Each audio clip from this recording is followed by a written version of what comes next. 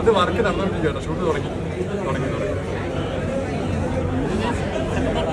ഇതിന് സെക്കൻഡ് പാർട്ടോ നമുക്ക് നോക്കാം, ആലോചിക്കാം അല്ലേ?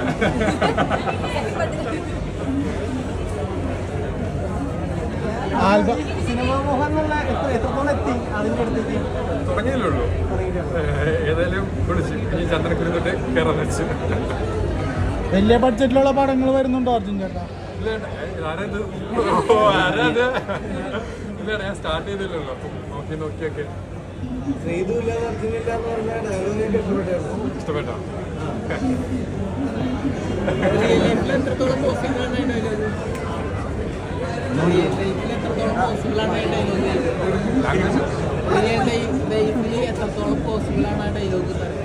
അതാ പറഞ്ഞായിരിക്കും. അത് ആ ഒരു പ്ലോട്ടിന് വേണ്ടിയുള്ളതാണ്. ബാക്കിലൊന്നും കാണില്ല. കൂടെ ബെസ്റ്റ് ഫ്രണ്ടായിട്ട് എല്ലാവരും പറഞ്ഞു.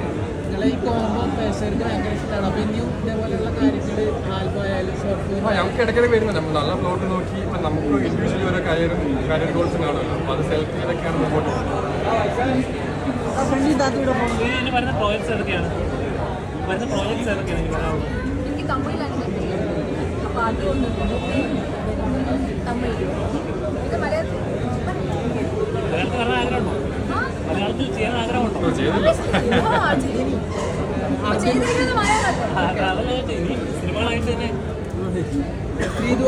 തമിഴിലേക്ക് ക്ഷണിക്കുന്നുണ്ടോ?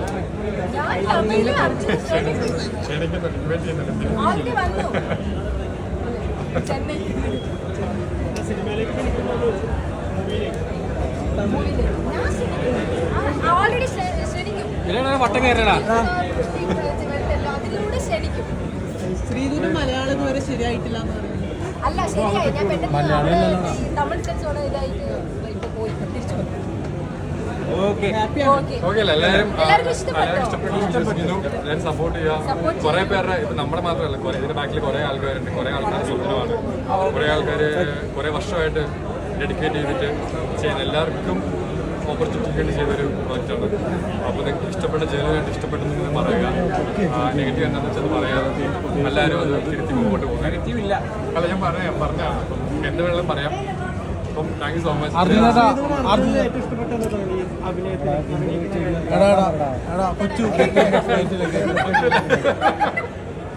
വെറുതെ എങ്ങനെ കളിയാക്കും എന്തായിട്ട് അങ്ങനെയൊന്നുമില്ല. അതൊക്കെ എനിക്ക് ആ ഒരു ഫ്ലോയിൽ പോകും. എനിക്ക് എൻ്റെ ഫസ്റ്റ് എക്സ്പീരിയൻസ് ആണ് ആക്ടിങ് എന്ന് പറയുന്നത്.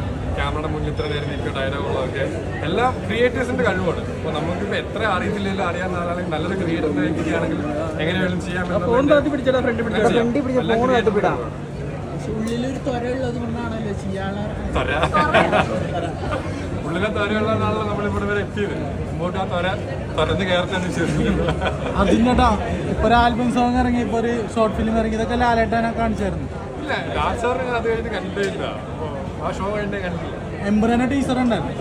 എങ്ങനെയുണ്ട്? ചെറിയ പടമല്ലേ? അത് ചെറിയ ലെവൽ, ഇന്റർനാഷണൽ ലെവൽ. അതിന് വെയിറ്റിംഗ് ആണ്. ശ്രീധം അതിനെപ്പോഴും സൂപ്പർ സ്റ്റാറും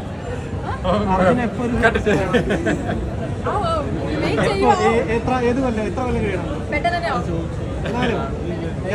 ഗേൾസിന്റെ ഇടയിൽ അർജുനൊരു സൂപ്പർ സ്റ്റാർ.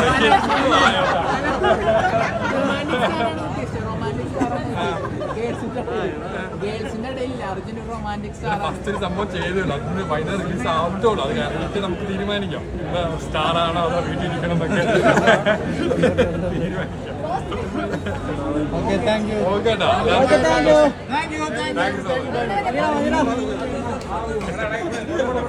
മച്ച്.